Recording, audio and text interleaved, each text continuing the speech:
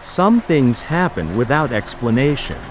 Some experiences haunt people for a lifetime. This is where I tell those mysteries. And remember, not everything can be explained. Story: the weirdest website I've ever found. I really don't know how to start this post. I'm really not sure of much anymore. I can't give you my real name. But you can call me Joseph. Forgive me. I know I am being rather obtuse, but I really don't have much of a choice. Allow me to explain. I'm a computer engineer and I've worked with computers for many years. For both work and play. I know my way around the internet pretty well. Both the surface and deep web. I tend to focus a lot of my free time on the deep web. As most of you are probably already aware, you can find some rather shady stuff there. Criminals, lunatics and hackers abound there. So you have to watch your step. Cyber step, that is. It kind of goes without saying at this point, I guess. You can find some pretty messed up stuff on there. No doubt about it. A strong stomach is a must for it. Because it is all but inevitable that you will stumble into a place you were not prepared for. It's happened to me on several occasions. But after a while you kind of learn how to navigate a bit better. Little hints and details within where links are found can be used to at least guess what's on the other side. Kind of hard to explain, but that's not really why I'm here. In a strange kind of way, I find it all fascinating. The deep web allows you to get a completely uncensored view of humanity's darkest secrets. It allows you to get a small glimpse into the mind of the psychotic and the depraved. Now I am not a person who is easily unnerved. At least not usually. As stated before, I've stumbled upon many sick things on the deep web. I've seen torture, mutilation, animal cruelty and even a snuff video or two. No amount of human depravity really surprises me anymore.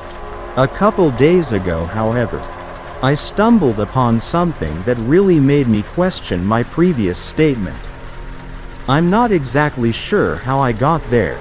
I was high at the time, and tend to just randomly click on links and see what comes up. Stupid, I know, but whatever. I usually go onto the hidden wiki and other catalog sites and just kind of randomly start clicking about. I ended up on some random forum called Nightmare Asylum, or some edgy cliche name like that. With nothing better to do, I began to browse the forum. Most of it was hot garbage. Just the usual trolls, anti-Semites and lunatics. Although there was one thread that caught my attention. It was titled simply, "You need to see this." I took the bait, and clicked on the thread. There was only one thing within the thread. It was a web address. My first thought was that this was a trap. I assumed that the link would take me to some messed up picture or video. People on deep web forums do that kind of shit all the time after all. I decided to scroll down to see if any other users had fallen for it. What I found in the comments somewhat surprised me. The other users didn't seem revolted or angry, but instead confused. What the hell is this? Is this real? How did you find this? Those were but a few of the responses from the other users. The guy who posted it was an anon, so really no way to learn anything more about him. Their responses got me curious though. After much contemplation, I decided that I had to see whatever this was for myself. I clicked the link. The browser loaded for an unusually long period of time. Tor always takes forever, but usually not that long. Must have loaded for at least 5 minutes before there was any response. I was about to give up entirely when a black screen finally shifted in the background.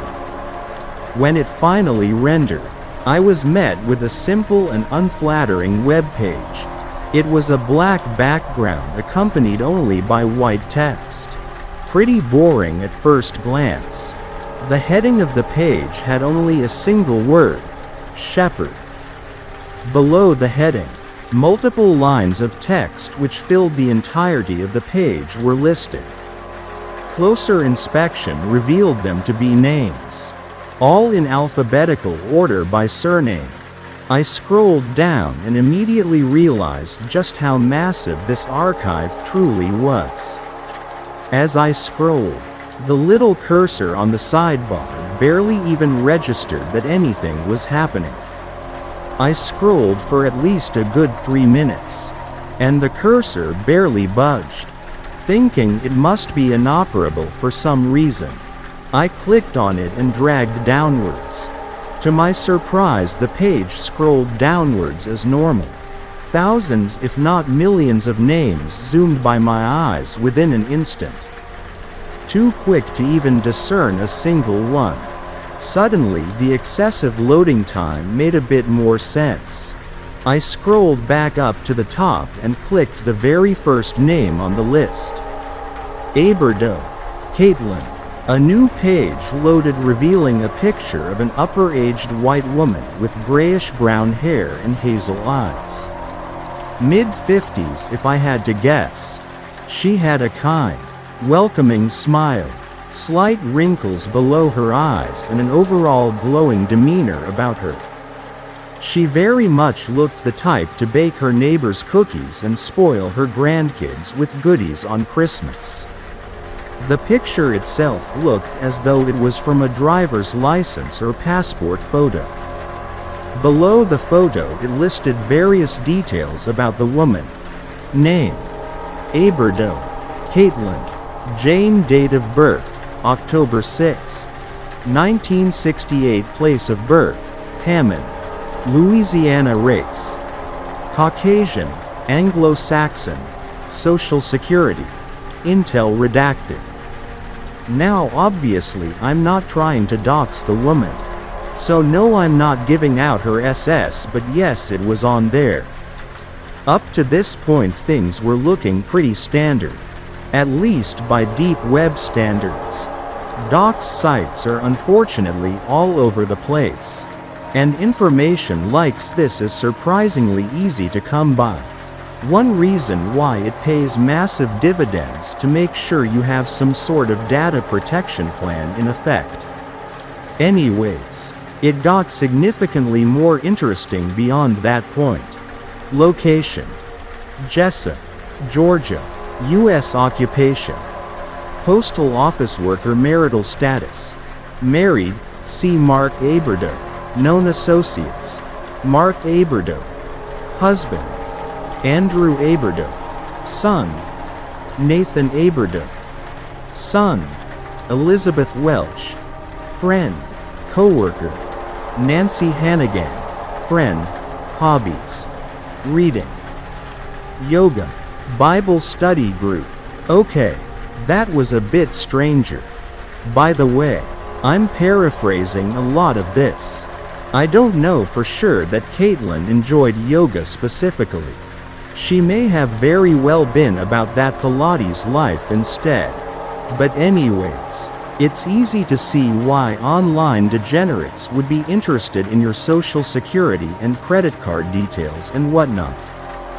But why the hell would anyone bother with personal associates? Putting on my criminal thinking cap for a moment, I just don't really see a benefit to gathering that information. Furthermore, how would someone even get that? At the very least, you'd have to spend some time sifting through their Facebook and Twitter. If not just spy on them in the streets for a while. Furthermore, her credit card info wasn't even listed on there. That I am sure of. While I scanned through the profile, an extremely dark thought suddenly crept its way into my stream of consciousness. Could this be a site for planning, exchanging hits? You hear about deep web hitmen all the time. But honestly, they're pretty difficult to find. At least the legit ones. And not some donut-scarfing cop just playing one. Plus, who the hell would be a big enough of an asshole to assassinate a sweet old lady like Caitlin Aberdo? Scrolling further down revealed there to be a lot more personal information on there as well. But honestly, it's not really worth the time to list all of it out. But don't take that to mean it isn't important. On the contrary, it made it all the more bizarre. Among the other things listed were her body type, blood type, fertility status, more associates who I didn't bother to list, known pets, addresses current and former, wealth status, shoe size, registered vehicles, expressed political views and religious association. I swear to God it actually listed the woman's shoe size. I was left scratching my head by this point. The whole theory I had clung to of it being a doxman was starting to dwindle away. I mean, it obviously was still a dox. But it was so much more than that. Who would even be able to find the breed of her childhood dog? Or essays she had written in college? And not to mention, freaking shoe size. It had to be the work of an obsessive-compulsive, someone with autistic levels of organization and surveillance, who quite literally was obsessed with cataloging every irrelevant detail about a person. I mean, who else would even care? Unfortunately though, I quickly realized that theory didn't hold much water either. The document listed information that was almost too private for even a hacker to be able to dig up. Even if you stalked someone day and night without their knowledge for months, you still might not be able to ascertain their shoe size. I mean, maybe make an educated guess. But whatever, I won't mention the whole shoe thing again. I promise. Even people with OCD had their limits after all. Finally, I reached the bottom couple lines of her entry. And by far the most peculiar aspect thus far. Cooperative ability. Intuitive ability. T cognitive ability. T metaphysical ability. I just didn't even know what to think by this point. Perhaps the ganja which regularly circulated my frontal lobe had finally fried it beyond repair. Now, I have no idea what those letters are supposed to indicate. But the chart thing seems to be an evaluation of her individual capabilities. At least to a minor degree. I'm guessing A means good. But what is T supposed to stand for? You tried? I didn't get a whole lot of A's in school. But I'm damn certain I never got a T. It could all just be rubbish, I suppose. But if that's the case, then it only raises about a gazillion other questions. However, there is an obvious outlier to that comparison chart. Metaphysical. I'm sorry, are we assembling the Ghostbusters now? As far as I'm aware, metaphysical is like the supernatural, right? Like demons and angels and shit? If anyone has a better definition, please let me know. So, I may be showing my ignorance here, but that stuff doesn't exist. Does it? I mean, there's stories about it all over the place. But I always thought that they were just that. Stories. Don't get me wrong, I love reading and listening to them. But I've just never bought in or experienced the whole supernatural phenomenon firsthand. Finally, I came to the end of the document.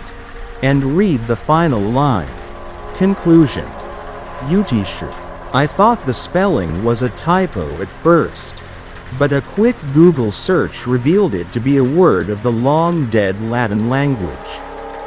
The word most closely translates to wear or utilize. Utilize? Utilize for what? Was all of this an attempt to find someone for a job or something?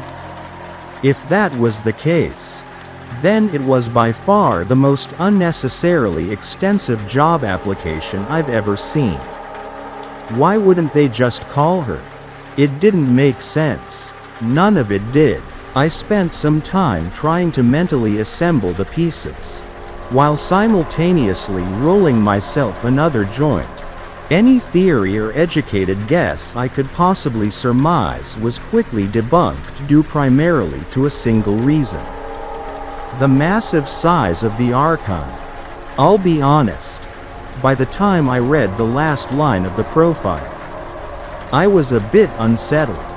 Perhaps it was just the reefer-induced paranoia, or perhaps it was the mystery of the whole thing. Either way, I had to know more. I decided to continue digging around and see what else I could find. God, what a mistake that was. I returned to the main page and sifted through more of the names listed. After several minutes, I ended up clicking one at random and a new bio popped up. Name: Chen Fuhui Leng. Date of birth: March 19, 1982. Place of birth: London, Ontario. CA race: Oriental, Chinese. Location: Scarborough, Ontario.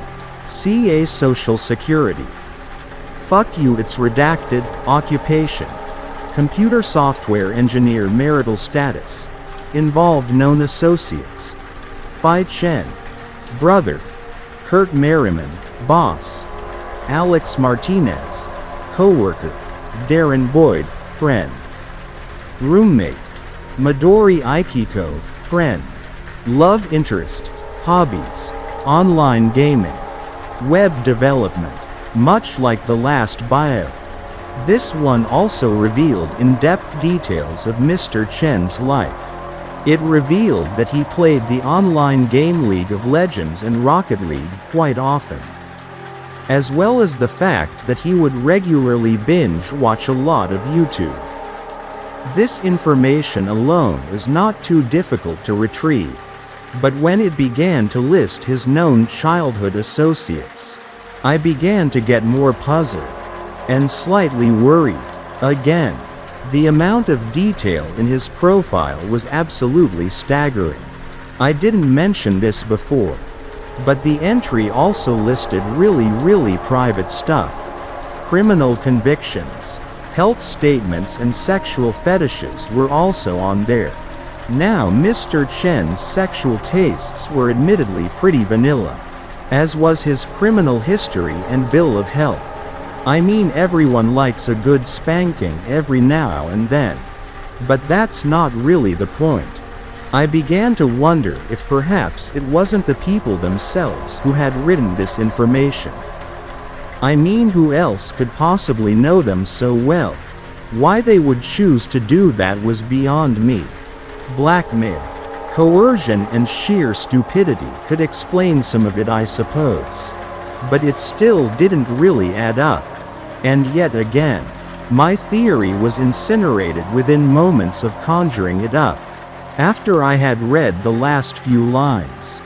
Cooperative ability, intuitive ability, T cognitive ability, S metaphysical ability, B conclusion, elucido. Ah, and yet another Latin word, I thought. My assumption was proven correct moments later after a Google search substantiated the thought. Elucido translates roughly to light, or to enlighten something. So, someone wrote this information about themselves and then concluded they needed to be enlightened. I mean, I guess it could work. I guess maybe they could be trying to attain more knowledge or something, and this was their application. It didn't feel right though. And the term enlighten always brings up a certain foreboding aura of cultish fanaticism. Maybe that's what it all was. Initiation into some sort of abstract cult. Then again, maybe the term enlighten was not the best translation. Perhaps education, or further education, or re-education is more accurate. I can't be sure, but the term re-educated always gives me the heebie-jeebies. Too many Orwellian vibes from a word like that. Either way though, I had 2 new letters to now work with. S and B. Now judging by Mr. Chen's profile, I now suspected that S is a pretty high ranking. The dude is a computer engineer after all, so he has to be pretty smart. I assumed that in turn would give him a high cognitive ability ranking. I think A is relatively high as well, but not as high as S. Both he and Mrs. Aberdo scored an A on cooperation. When you think about it, a computer engineer and a sweet old woman would likely be relatively cooperative and agreeable people. At least I would assume that is the case. I suspect that B is lower than A, but admittedly that's only because of their respective places in the alphabet. Plus doesn't go too well with the whole ST dichotomy. Still no real idea on what T is supposed to mean. Aberdo had T's in both intuitive and cognitive, while Chen had a T in just intuitive. I really don't know one way or another what that is supposed to indicate. My brain was beginning to throb by that point, so I decided to get myself a drink and take a quick smoke break before returning. When I got back, I sifted through dozens of other profiles, this time with a freshly stoned mind and can of Red Bull in hand. Through my exploration, I was able to uncover several more details which I think are pertinent to this mystery. 1. All profiles I viewed seemed to retain the same or similar amounts of detail to the 2 I have previously mentioned. 2. The profiles did not seem to discriminate based upon country of origin, as I found profiles from people all over the world. 3. I found 3 additional types of rankings with you, he, and E, in the order in which I discovered them. U was relatively common, and seemed dispersed widely to many different profiles. There were few common denominators, but those given the rank seemed to be on average of working class. At least that's the only real detail I could positively identify. He seemed clustered in people who were unemployed, had multiple criminal offenses or severe health complications. I'm guessing P is not a good rank. E, on the other hand, was extremely rare. In fact, I found only one instance of it. The man who it belonged to was a janitor at a college, and had the ranking in, of course, the metaphysical. As if things were not complicated enough already. The man had an interest in fishing, backpacking and reading. He seemed relatively healthy, although he did have diabetes, but all in all seemed fairly average. This made guessing upon the significance of E rather difficult, especially due to the ranking coming in the opaque category of metaphysical. I want to say E is a good ranking, but honestly it could go either way. What is clear is that due to its rarity, it is likely that it indicates either really good or really bad. 4. Several profiles I witnessed had a large X imprinted across the details. Further analysis quickly indicated that these people who possessed the X'd out profiles had all since deceased. This may seem insignificant, but hackers are very much capable of utilizing the info of dead people for their benefit. At least for a while. You'd be surprised how long it takes credit card companies to realize the person with the account has died. For a hacker who's trying to sell people's private information, there really is no reason to disclose the fact that they have died. 5. There seemed to be no age requirement or limit for details listed on the site. I found people well into their 90s, as well as kids less than 5 years old. 6. This is probably the most troubling detail of the lot, and as you may have guessed, it involves the conclusions. As stated before, there were 2 possibilities as seen with our friends Aberdo and Chen, Utisher and Elucido, but I found 2 more, Messes and Abyssiendi.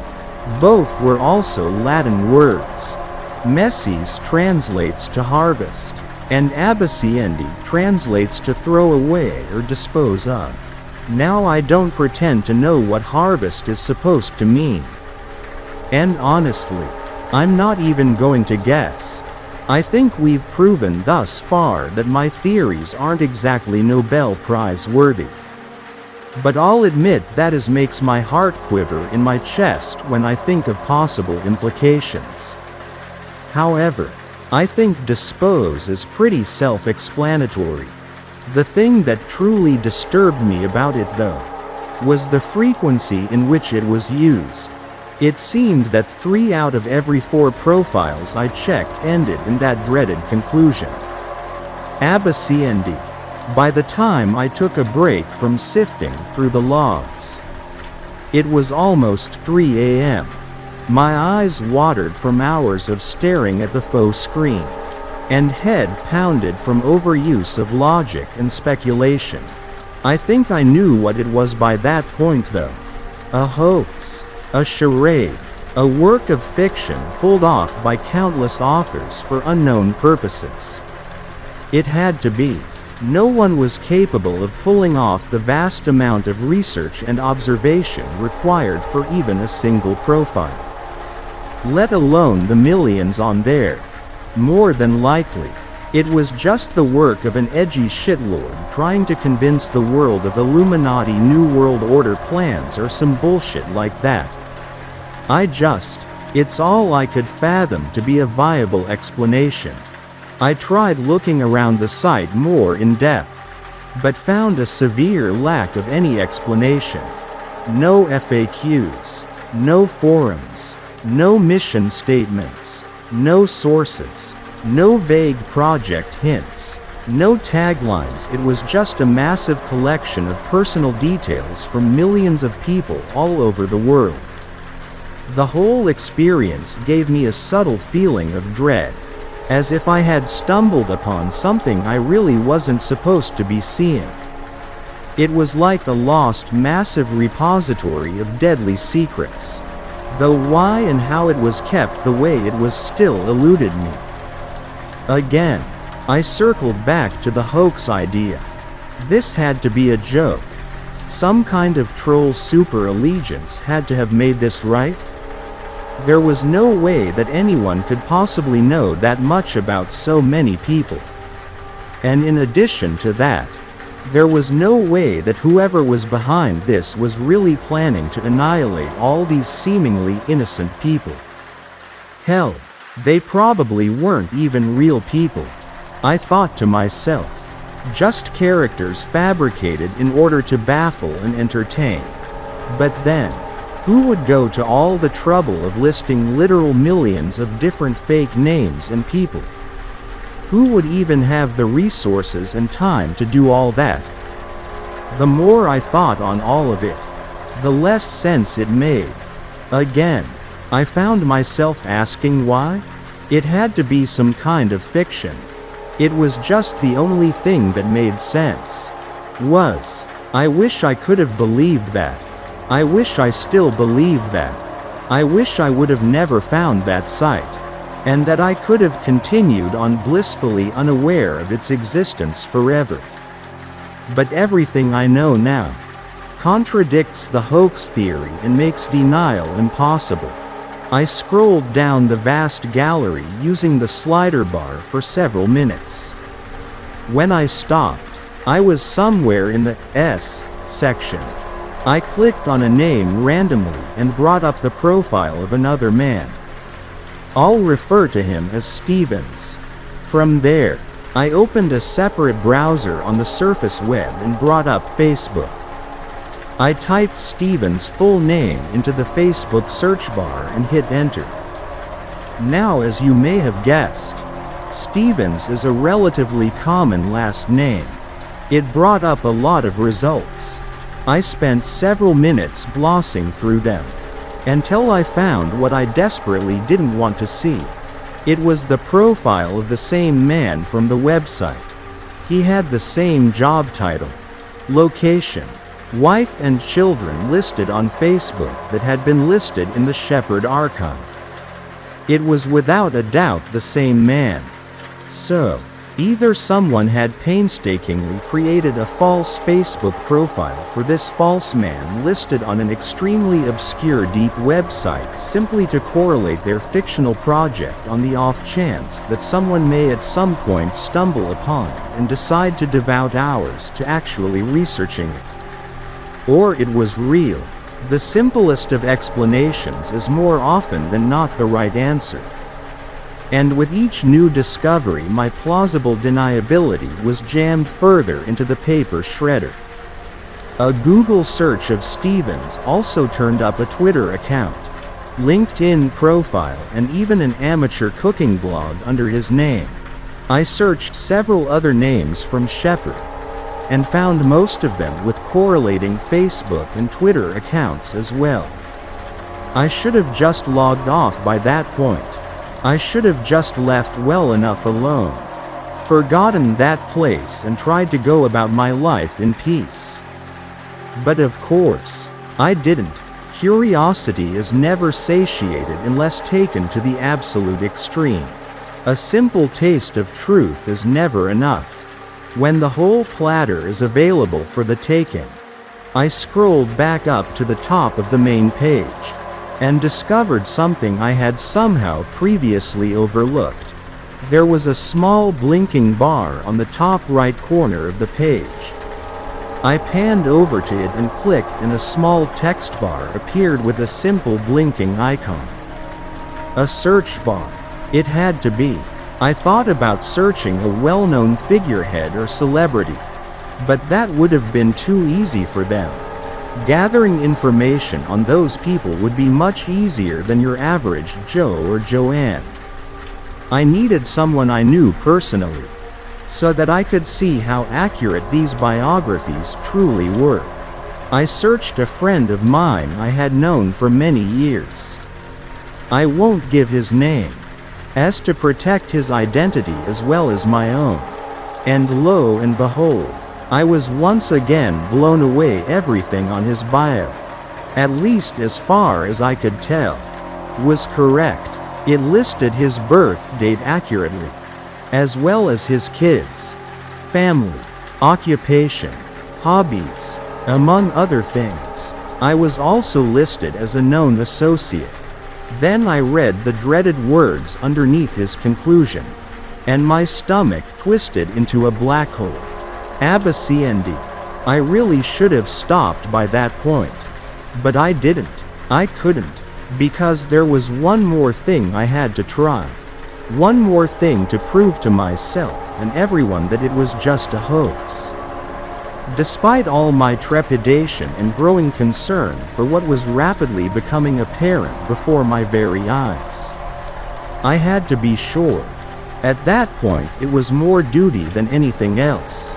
The NSA, CIA, sure, they do a lot of spying, but nothing like this, at least that we know of. Whatever or whoever had metastasized this enormous amount of data could not possibly have good intentions. Especially when considering the most common conclusion it came to. The only thing I had left to try was the most dangerous avenue of all. I had to search for myself. I typed my name into the blinking bar and hit enter. The website loaded for its usual extended time, and after a minute or so, the page changed. I was met with a familiar sight, that being of my own mugshot staring back at me. All the usual substance was there, and it was all accurate. My job, my address, My hobbies, my friends, my family, all of it. They knew things that no one could have possibly attained by just hacking. They knew about when I was 13 and got caught smoking weed by the police. I was a juvenile at that time, and that event was expunged from my record. No one, not even the courts, have the ability to look that information up now. The level of extraneous detail again took center stage. My profile contained old medical prescriptions from over a decade ago, the likes of which I had not used in years. It even made note of a scar on my right knee, a scar I had not gotten from a medical procedure, but from playing on the park when I was 10 years old. There was no way they could have possibly known that, and yet there it was in black and white. The bio's last several lines listed the following: cooperative ability, B intuitive ability, a cognitive ability, a metaphysical ability. Anyone care to guess what the ultimate conclusion under my bio was? I left the site after that point and shut down the browser. Feeling wholeheartedly defeated and exhausted, I put my hand on my temple and rubbed my throbbing head. The realization of all this was a lot to take in so suddenly. I don't know who or what is in possession of all that data, or what they plan to do with it. I'm not sure I even want to know at this point. Things like this, that just seem so impossible. It almost bears not even thinking about anymore. Makes you want to just kind of curl up into a ball and shut out the world forever. At some point you just end up succumbing to your complete insignificance in the grand scheme of things. What is someone like me supposed to do against something like this? Upon closing the Tor browser and returning to the home screen, I noticed something strange. There was a new icon on my desktop in the shape of something that I had never seen before. Further investigation revealed the icon to be that of a hooked shepherd's staff.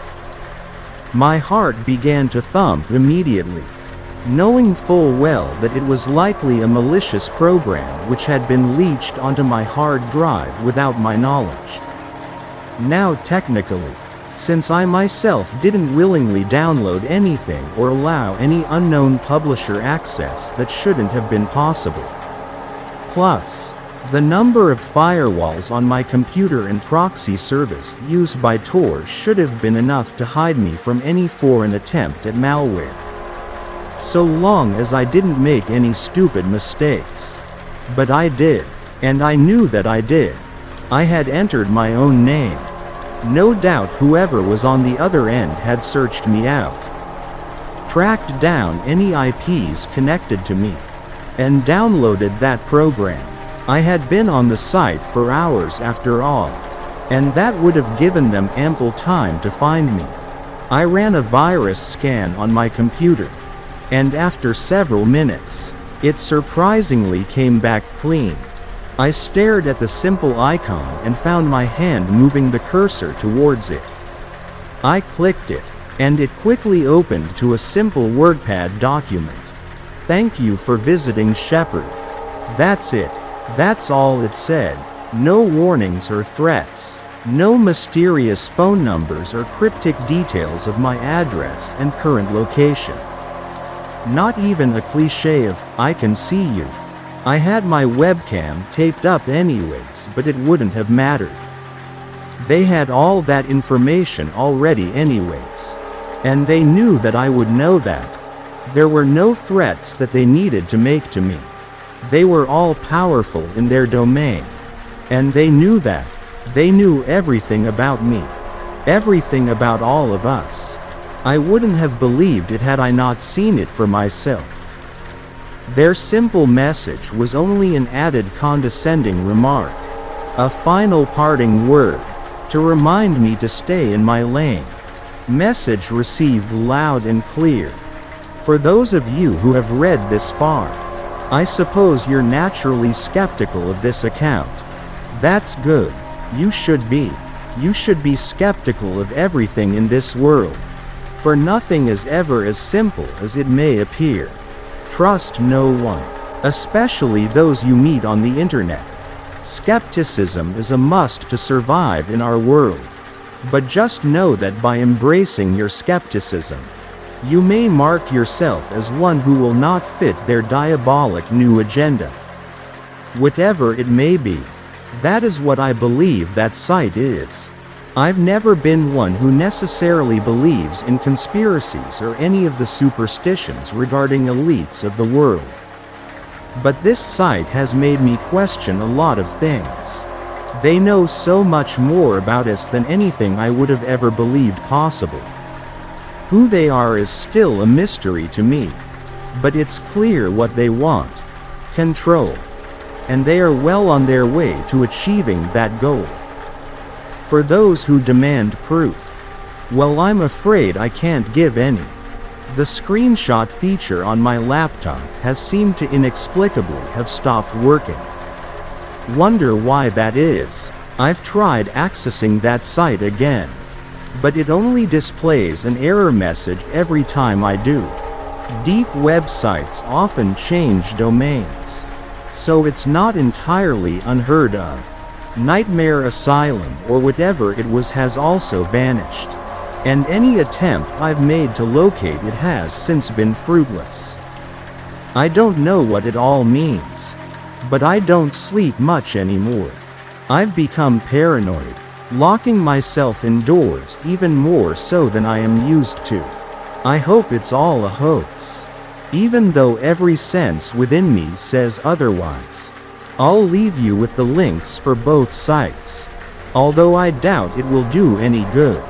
If anyone has any information about this, please enlighten us. I feel as though troubled times are ahead, and so I think now is the time to prepare yourselves in whatever way you are able.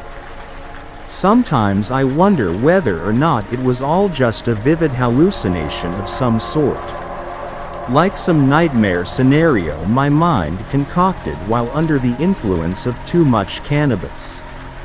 However, every time I look at my computer, I am reminded that it is not the case. That single last message is still there. Thank you for visiting Shepherd. Story. I recently moved to a small town. I made an awful mistake. I'm not 100% sure why I'm making this post. I mean, do I just want someone to tell me I wasn't in the wrong? Or is this out of some sort of moral imperative? Like, given what happened, the very least I can do is record what happened and send it out. Who am I kidding? It's the former. Through and through. That's right. Tell me I was right to do what I did. Otherwise, the guilt might kill me. For the past few months, I've been living in this small town. I don't want to say the name because this is the internet. Don't want to dox myself or anything. Plus, I'd like this to fly as under the radar of the town's other residents as possible. I don't think they're very online, but better safe than sorry. Am I right? Anyways, I've sort of settled in here. For context, I'm ostensibly here because it's cheap as hell, so I can save up money this year without spending money, which would sort of defeat the purpose. I mean, get a high-paying job somewhere with high-paying jobs, and then you've got to pay for a high-earner's lifestyle. I'm against that, so getting to live dirt cheap is the ostensible reason. But there's another reason I chose this place. And it's not just the fresh air or whatever. Don't get me wrong. This is a nice, picturesque little place. It's a change of pace for me, who's lived in a city all my life. I didn't expect to like it as much as I did, but I really do love it here. It feels like home. even though I've only been here for a few months. I'll be sad when the year off is over and I'll have to leave. The real reason, though? Research. I don't remember how I stumbled across this place, but I remember what drew me to it. A strange, ominous ritual and a belief accompanying this ritual. Every 6 months, without fail, one man and one woman will vanish. Their bodies will never turn up. Sort of like some silly story out of a schlocky mystery novel. Right? That was what I thought. But then I looked more into the town, saw that this for sure wasn't some sort of tourist attraction. Saw that this was a genuine sort of pagan belief. I realized this was the place I needed to go. I had already been looking for a place to stay for the gap year, and this was perfect. Checked all my boxes. I was antsy, and everywhere else I was considering had 2 obvious downsides. So I packed up and came out here. I'm a bit ashamed to say my research was lackluster. I guess nobody really wanted to talk about it. Sucks for me, but I've still got the actual day of the ritual to look forward to. And hopefully, weird to say hopefully, a dual vanishing to stand witness to. But that's kind of besides the point. And the way things are going, I don't really want to think anymore about that weird belief. I only mentioned it to provide context why I'm here. Something as to the deal with this place. The point is, I rented an apartment, bedroom, bathroom, and one of those tiny little kitchens separated from the living room with a counter. I've even got a fold-out couch, just in case someone stays over. It's nice, cozy. I'm not a very sociable person, but I tried to become friends with the neighbors. I live on the 3rd floor of this 4-story building. There are 2 apartments on each floor. The basement has the storage units. The 1st floor is where the landlady and her family live. The 2nd floor has a 3-person family and a crabby older guy. The family is nice enough, I guess. They say hi to me when we see each other. The guy didn't answer the door when I first tried to introduce myself. He glares at me when we see each other. The 4th floor has a nice woman, a few years older than me. Probably the 2nd apartment. I'm not sure who lives here. If the landlady hadn't told me otherwise, I would assume it was unused. I've never seen anyone enter or exit. And my floor, the 3rd floor, had me and this guy, Noah, about my age, I think. This nice, considerate guy, not a malicious bone in his body. I got along well with him. He's a bit of a cook. To be totally honest, he's obsessed with the eccentric and the paranormal. Believes in ghosts. I have no idea what his real job is. I think he might be some sort of trust fund baby, living off his parents' money. And somehow I guess I let my guard down hard not to. For a guy like that, and he found out my real reason for choosing this place. Why didn't you tell me earlier? He had complained. Face all lit up. I didn't realize you also were into that kind of stuff. I didn't have the heart to say. I didn't tell you because I'm not as into it as you. I don't want to go on treks through the wood looking for werewolf prints or whatever. It's academic for me, not when he was so excited. I guess I didn't think it was very important. I said, honestly, though, I think he already had some sort of idea that I was into that kind of thing. He was always telling me about his new find, the tail end of some deeper conspiracy, and it was always with a knowing smile, like he knew I would be into it, and I was into it. Hearing these stories secondhand, Even his surprise at hearing my true reason for being here felt faux. Like he was always expecting me to say it. He was just unsure of the details. And to interject briefly, I'm trying to be 100% candid in this. Right? And my inner monologue tends to run a bit mean. But I swear to you I'm not a jerk in real life. Or not that much of a jerk. Noah and I were friends. I swear I wasn't making fun of him or anything. Not to his face or behind his back. Not even when the father from downstairs made a very leading comment, and I'm sure it's hard living near someone so strange. Isn't it? I defended Noah. Told the father that the two of us were friends and I really was glad with who I got as a neighbor. That I had won the lottery with him. Not that I say this to try and make you think I'm some saint. I wouldn't be writing this if I was. Just so that you understand. For all my skepticism and inner mockery, all right. It's mockery. I admit it, of Noah. I cared about him. He was my first friend here. The two of us just clicked. And he was a good guy. Right until this morning. Noah knocked on my door at like 9 a.m. I'm not a morning person and was pretty groggy when I opened up. He, for his part, was frantic. I think I've figured out something. He said, he was always figuring out something. I invited him in, but he refused. I don't have time to stick around. I just need to ask a favor. It's a major one, so say no. Really, if you can't do it. Slow down, I said. I gently laid a hand on his shoulder. He was practically bouncing up and down. What's happening? I've found something. I don't want to say. They know when they're talked about. I can't blow this chance.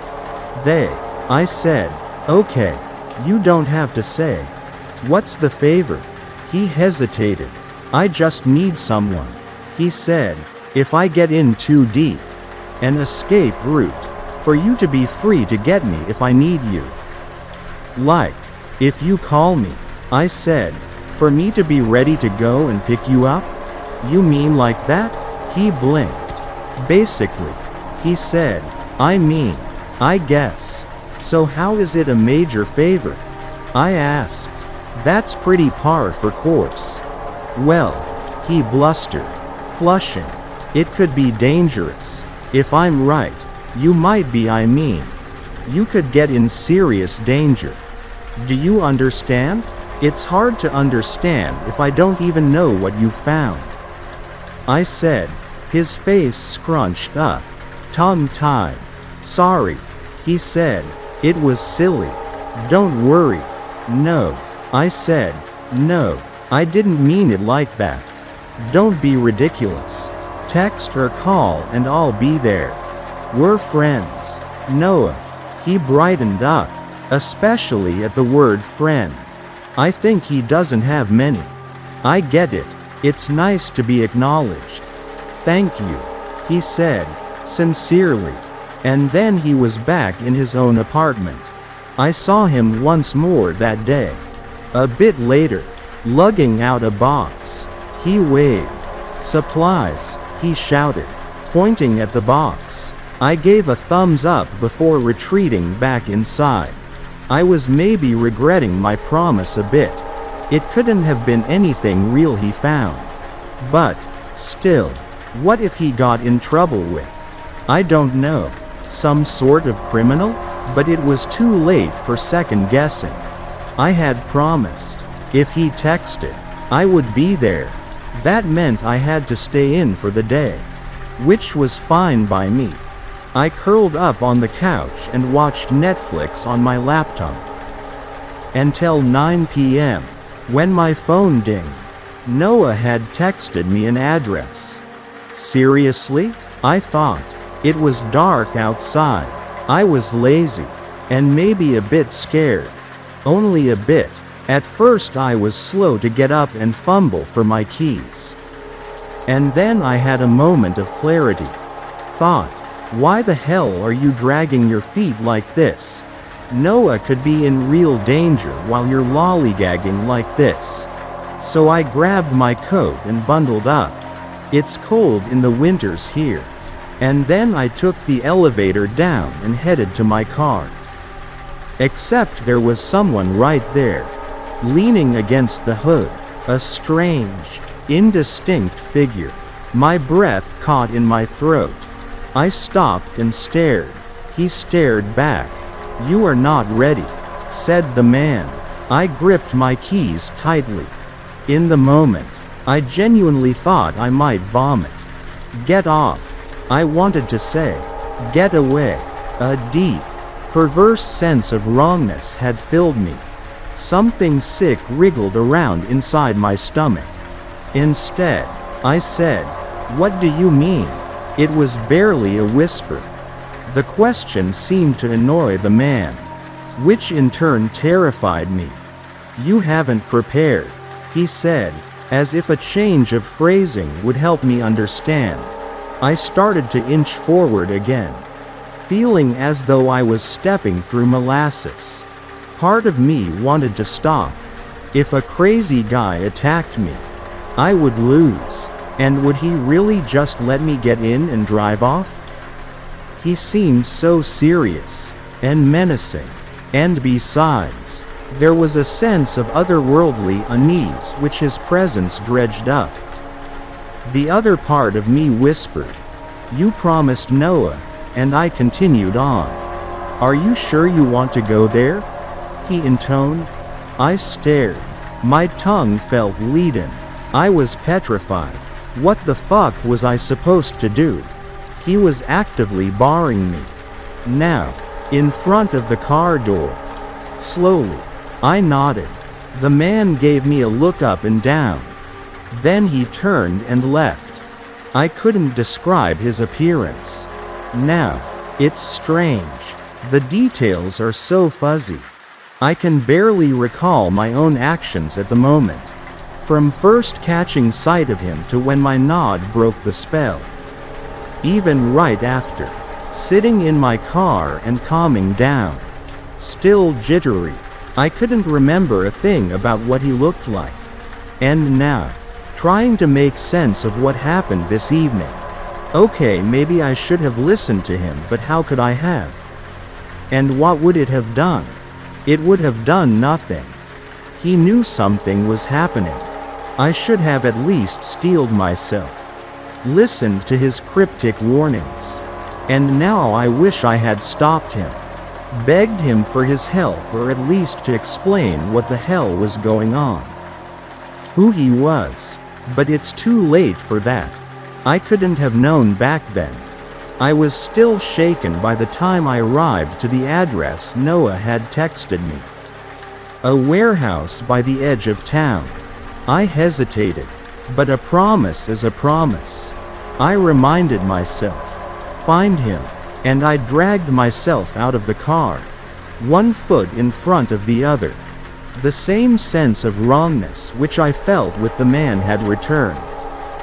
The building swam in front of my eyes, eerie and looming in the darkness. Probably in the daylight, too.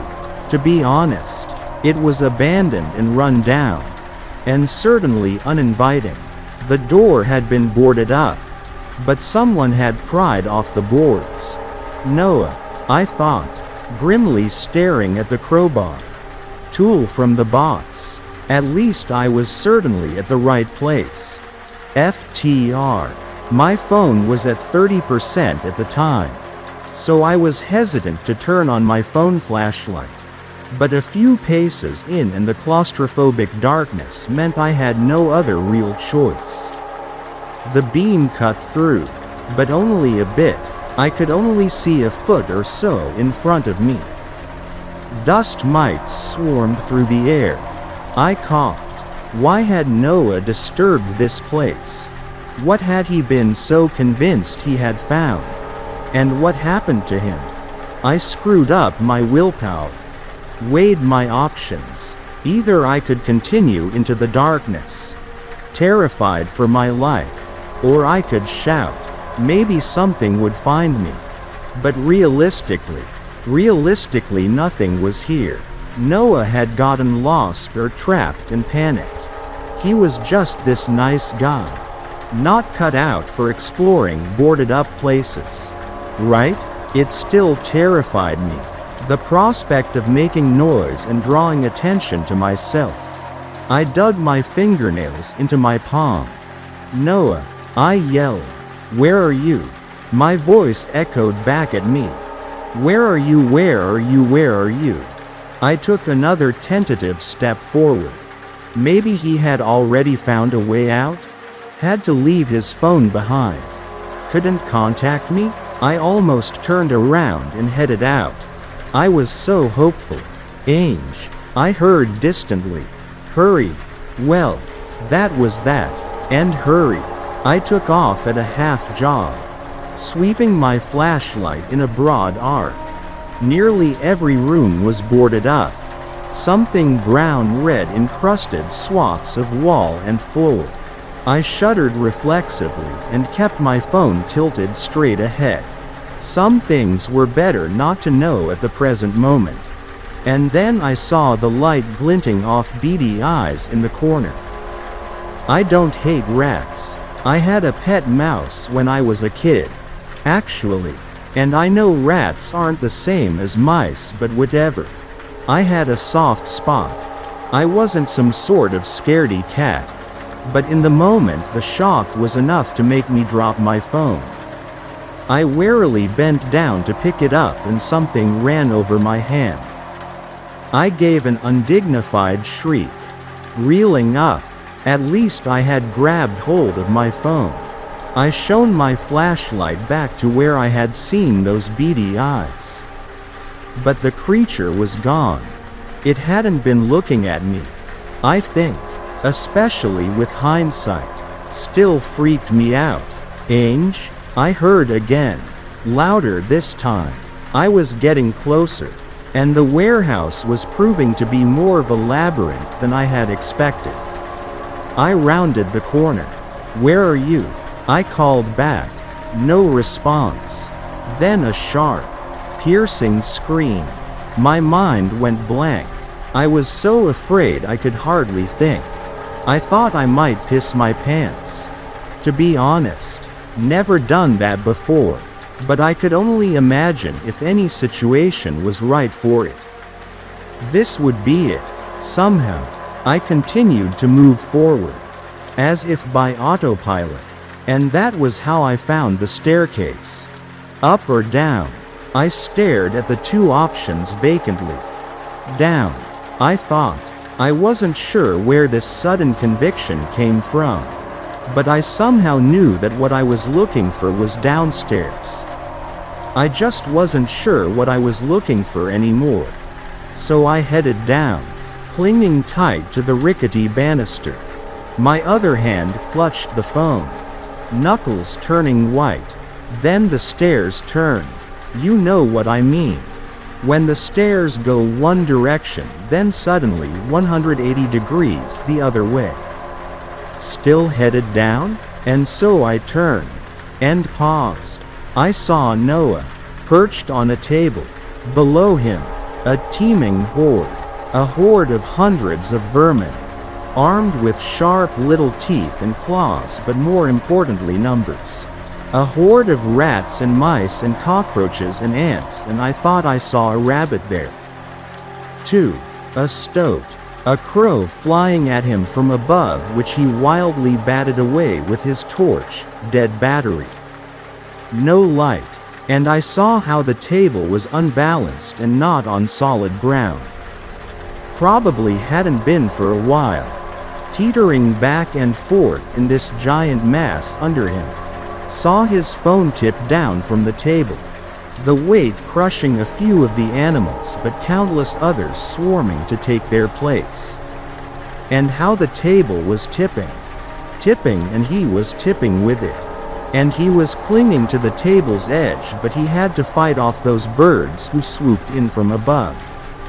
And even without that, he was sliding down, and there was no way he could possibly keep his balance. And he was so far from the stairs, practically in the center of the room, just dead smack in the middle of throng. "Oh my God," I gasped, stumbling backwards, incredibly nauseous, so terrified that the words had slipped out without me even thinking them. A gut response. He turned to me, "Noah." I mean, and there was an emptiness in his face, a hopeless despair, and I saw a brief light of hope as he saw me. I saw him open his mouth to say something, and I don't know what. And I saw his grip loosen just a bit, and I saw a particularly vicious jerk of the table, and I saw him tip all the way over. I saw the teeming horde close over his head, and I saw hundreds upon hundreds of beady little eyes turn to me. I think you know what I did. I didn't scream, didn't flail. Self-preservation had taken over. I was moving on some greater instinct. I was moving faster than I thought possible. Up the stairs, back through those winding hallways, all the while conscious of a screeching behind me. Getting closer and closer, because no matter how fast I was, they were faster, and all I had on my side was that slight head start. I ran and ran and ran to my car, got in, and slammed on the gas pedal. Looked into my rearview mirror and saw a mass of vermin swelling up behind me like a wave. Headed in mindless pursuit. I am a coward, or I'm a normal person. And of course the normal person would be scared. And Noah? Whatever fate I left him to is. I kind of don't want to think about it. Not even to speculate. But I suspect I won't have the freedom to ignore reality. I'm typing this out on my computer and keeping my phone as far away as possible. I do that because I got a text a few hours ago, after I had already gotten home and was curled up in bed, willing that what I had seen had been just a dream or a hallucination, or maybe even a prank. It was that text, in fact, which made it clear to me that I should in fact trust my own eyes. That I had to trust my own eyes. A text message, sent from Noah. "Why did you leave us?" I owe it to Noah to figure out what happened. I promised to help him. And I ran away. But more importantly, if I don't figure this out, I'm next.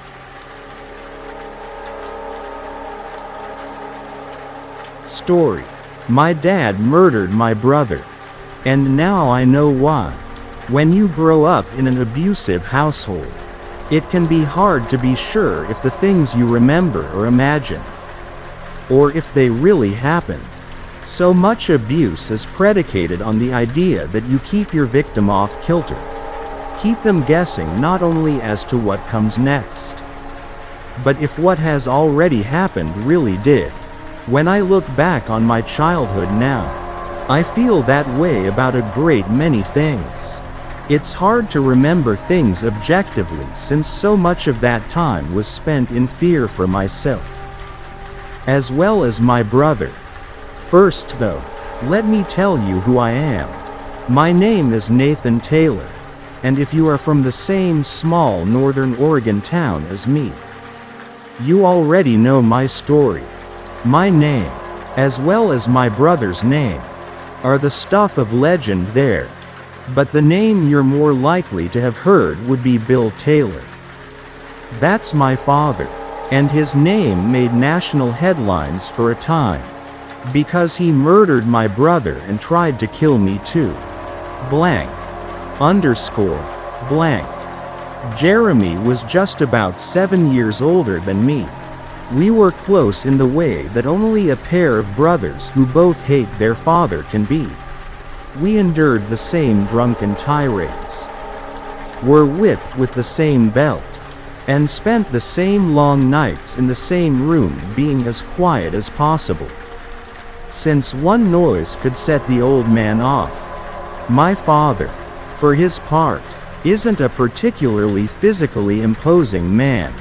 He's about 5'9", and at the time of these incidents was about 190 pounds.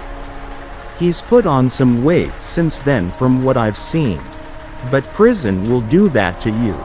It wasn't his stature that made us terrified of him, but what he turned into when he was drunk.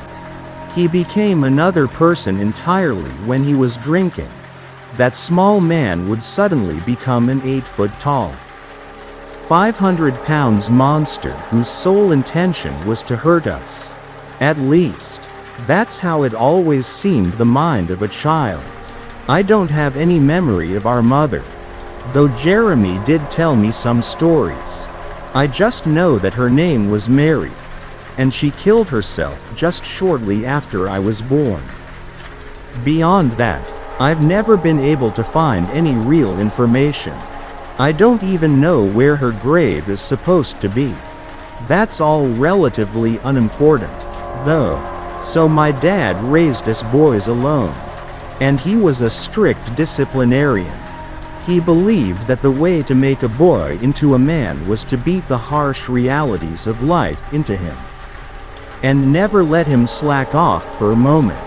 My boyhood was mostly spent pulling weeds out in the sun, cleaning up around the house, and attending school. I can't complain too much, though, because Jeremy had it infinitely worse.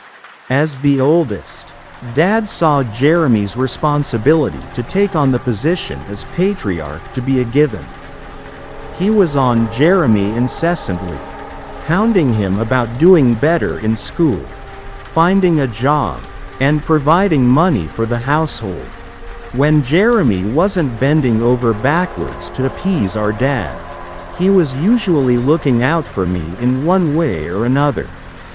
I remember him scaring off a kid who'd tried to steal my backpack. He fixed my bike for me when it broke down. He took me on adventures where we'd walk down washes, out into the surrounding countryside, or even occasionally into an abandoned building. He was an awesome older brother, and I don't think I could have endured all that our father brought down on us if not for him being there. Blank. Underscore. Blank. You might have guessed from the things I've told you so far. But my dad was fond of the drink. His go-to was whiskey, and he had a couple of drinks each and every night. Those couple of drinks weren't the problem. It was the nights when a couple just wouldn't do the trick that we had to worry about. One of the first of those nights, when things got really bad, came when I was 8 years old. Dad had hit us before. Don't get me wrong, we were no strangers to corporal punishment. But this was something else entirely. Dad came home around 7, and immediately started in on Jeremy. "Why isn't dinner made yet, boy?" he said as he set his coat down on the dining room table. He wore a flannel over shirt, unbuttoned, beneath which he wore his button-down work shirt with the Body Shop logo emblazoned above the left breast. His jeans were stained with oil, grease, and God knew what else. I can see that image clearly from the vantage point I held on the other side of the table, where I was doing my homework. "Oh, sorry, Dad, I haven't gotten to it yet," was all Jeremy said as he came downstairs. The sound of the front door opening and closing had surely summoned him from his room, where he must have gotten distracted and lost track of the time. Haven't gotten around to it yet?" Dad said, incredulity splitting his furrowed brow. I could see the muscles in his arms tense as he clenched his fists and stuffed them in his pockets. "I haven't gotten around to whipping your ass tonight either, but I can do that if you'd like." "No sir, I'm on it now," Jeremy said, briskly walking into the kitchen. His quick passage by the table, and Dad, was followed by the clanging sound of pots and pans being hurried into position. Fucking unbelievable. I bust ass all day at that shop for you. And you don't even have a meal waiting for me when I get home? Ungrateful, is what it is, Dad said, shaking his head from side to side. Jeremy was old enough and knew better than to respond. But I was young and hadn't yet learned when it's best to keep your mouth shut. Lay off him, Dad, he's doing it now. That was all I said. But it was enough. Dad was across that table and over to me faster than I'd ever seen him move. And before I could register what was happening, I was out of my chair and up against the wall. What the fuck did you just say to me, boy? He snarled. He was holding me up by my arms, pinning me against the wall. His face was just inches from mine, and I got a good whiff of the booze on his breath. He'd already started drinking. I'm sorry. I stammered, already feeling fear adrenaline dumping into my body. Yeah, sorry is exactly what you're gonna be, he roared, shaking my wiry body against the wall. Then he was off of me, and though I thought he'd just let me go, I quickly saw that Jeremy had pulled him back. That was a mistake. Dad wheeled around and without a second thought, cocked back and smashed a fist into the side of Jeremy's head. He went down pretty rough. He was just 15 or so at the time and had been in a couple of schoolyard fights. But nothing like this. He was on top of Jeremy then, sending slaps and the occasional punch raining down on Jeremy, who had curled into as tight a ball as he could manage and was covering his face. I started crying, begging my dad to get off of him, to let him up. He's had enough, I kept saying. I remember that clearly. Finally, after what was probably under a minute but seemed much longer, Dad stood up. He turned around and looked at me, and I could see the disgust in his face. I started to open my mouth to cry more, and the back of his right hand suddenly caught me across the cheek. I went down, more out of shock than anything else. But I knew better than to cry out. You boys, you're a fucking disgrace. You're both just little demons. You know that? He yelled, looking back and forth between us. Jeremy had regained some of his composure, but was staying where he was. I did the same. You're fucking demons. I'm raising you, trying to do right by you. And this is what you give me? Why'd I even bother? As he stormed out of the dining area, he made sure to make a pit stop in the kitchen to grab his bottle of whiskey and a glass. He then barricaded himself in his room, and thankfully we didn't see him again that night.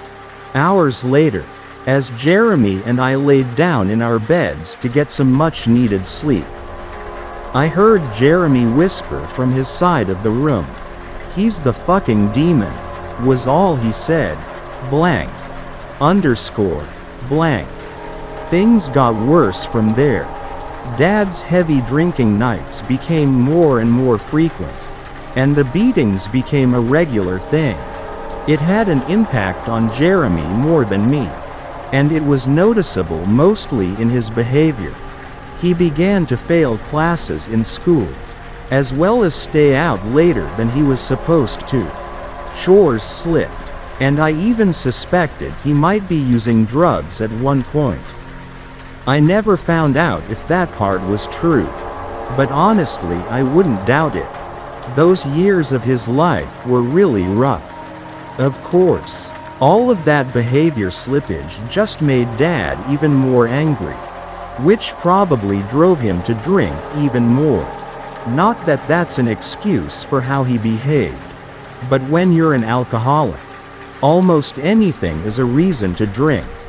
Besides just the beatings. Dad started sprinkling in some psychological abuse as well. He started telling us things that were obviously just designed to hurt us, but did the trick all the same. I remember one particular night, I think I was about 10 at the time, when Dad had a good drunk on and Jeremy was nowhere to be found. We were sitting in the living room watching TV, and I remember starting to feel at ease because Dad seemed to be in an okay mood. He wasn't screaming, at least. Then, during a commercial break, he muted the TV and looked over at me. I didn't look back, not wanting to draw any kind of angry response out of him.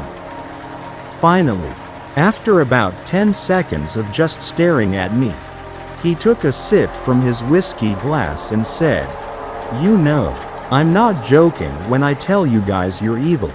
You're a curse that has befallen me, and I can only assume it's for things I did a long time ago." I didn't know what he was talking about, but I was afraid to question it. I just turned my head and looked at him, not sure if he was going to continue, or leave it at that. He went on, "I had to cut the fucking horns off your heads when you were born." With Jeremy, we just thought it was a weird medical condition, and it freaked us right on out, but we dealt with it. Then, when you came out the same way, well, your old mom couldn't take it. I guess she killed herself just 2 months after you popped out. He looked right into my eyes for the next part, as if to be sure I heard it. She killed herself because of you. Because you're fucking evil. Then he turned back to the TV, set his drink down on the table, and unmuted it. I stayed down there for another 15 minutes, then made an excuse and went to bed. I cried myself to sleep that night, and didn't even hear Jeremy come in. Blank. Underscore. Blank. It was another 2 years before I started to notice that things weren't right with Jeremy.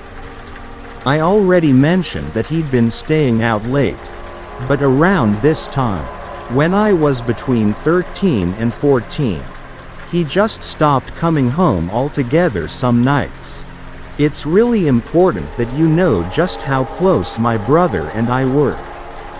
When Dad had his nights, Jeremy and I were all each other had. It became an issue of survival, and we banded together. We looked out for signs that Dad was on one. We covered for each other when he asked questions, and we comforted each other when he beat the shit out of us. Beyond that, we did just about everything else together.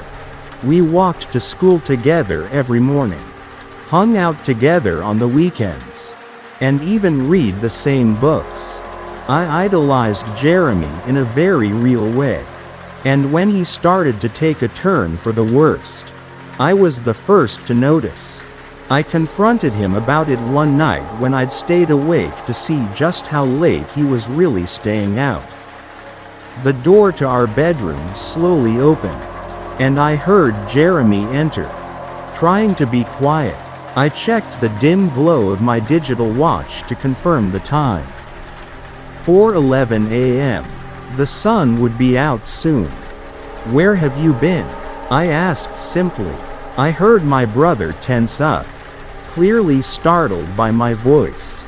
"Oh shit, Nate, I mean to wake you up," he responded. "And anyway, I was just out. Go back to sleep. You didn't wake me up." "Jeremy, I stayed up to see when you'd get home. You do this all the time, and I want to know why," I said, anger coming through more strongly in my voice than I'd intended. "Fuck, man," Jeremy said, and I heard him plop down on his bed, across the room from mine. He heaved a sigh before he continued. I like being out there at night. With everything going on with Dad, it's nicer out there," he said, and my eyes were adjusted enough to the night that I could see his head slumped down toward his chest. He was being honest with me. I can get that, I guess. But it just makes him angrier when you're not here. I said. I felt tears welling up in my eyes. I'd always had a problem with that. Anytime a conversation between me and Jeremy turned serious, I'd cry. I hated it, even then in the dark when he couldn't see it. I know. And I know I should be here to protect you. But I can't help it. Soon though. Soon. Nate, I'm gonna get us the fuck out of here. I promise. I hadn't said anything else. Just rested my head on my pillow and cried. Blank. Underscore. Blank. The night my brother died started out just like any of the others I've told you about. I got home before anyone else and started working on dinner. I was hoping to have the meatloaf out of the oven before Dad got home. That way I could finish the potatoes and vegetables while he was taking his shower. But more than an hour passed, and I'd already finished dinner without any sign of either of them. I figured Dad was working late and Jeremy was just out doing whatever Jeremy did. Knowing better than to eat before Dad got home, I went into the living room to do my homework while I watched TV. After another couple of hours, I started to get worried. It was already getting late into the evening, and Dad was never home this late. Something had happened. I just didn't know what. Got drunk at work again and crashed his truck into the highway guardrail. I thought to myself, and for a second, I actually enjoyed picturing that. Then the reality of the situation set in. And I realized that that very well could have happened. On the other hand, if I called the police and it turned out Dad was just out at the bar or something, he'd kill me. I decided to wait 30 more minutes, and then call if I hadn't heard from anyone. 10 minutes later, they both walked in the door together. I don't fucking care. Jeremy, there's no excuse for this. Dad was already yelling. I could tell from his voice, though, that he was stone sober. I ought to have let them keep you. You fucking psychopath, he shouted, storming from the front door to the staircase in a matter of seconds. Jeremy slinked in behind him, looking about a third his normal size. His head was firmly pointed down, and his shoulders were slumped in abject defeat.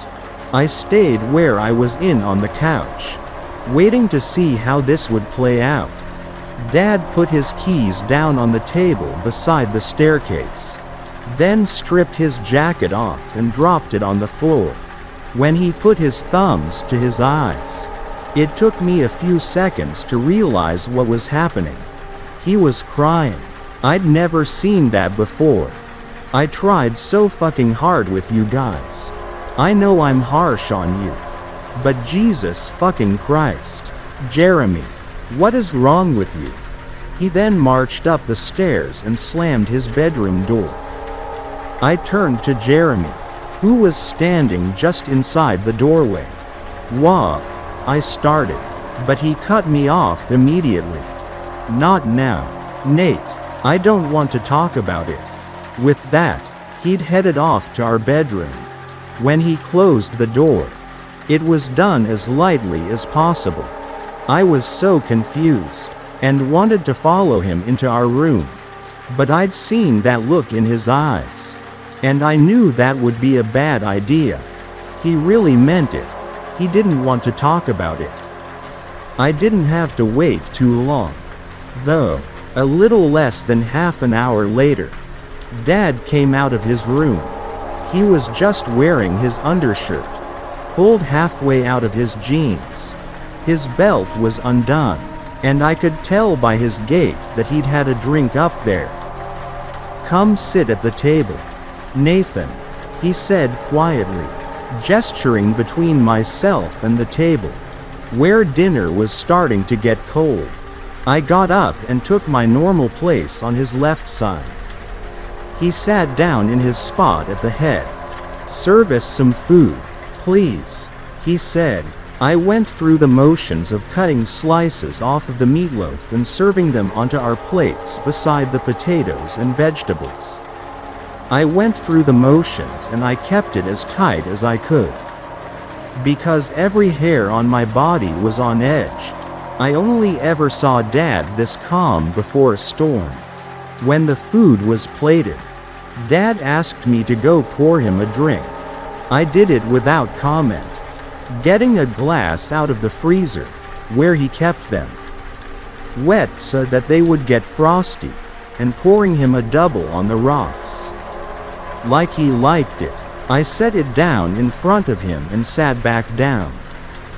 He took a long drink, grimaced, set the glass back down, and began to talk. "Your brother, Jeremy did something horrible tonight. Nathan, something really bad, and I think he's gonna have to leave us because of it." I felt tears welling up already, and just asked, "What did he do, Dad?" I was asked out of work early by a pair of sheriffs today. "Nate, they said they wanted me to come with them to their station because they had some questions about my son." He paused to take another drink. About half of the golden liquid was already gone. He continued, "I went, of course. They said it was about Jeremy. About a case they've been working for a while now apparently. It started out with just some petty vandalism stuff. I guess he was breaking into some abandoned buildings? Anyway, they weren't really concerned with that. No, what they were worried about was he broke for another drink."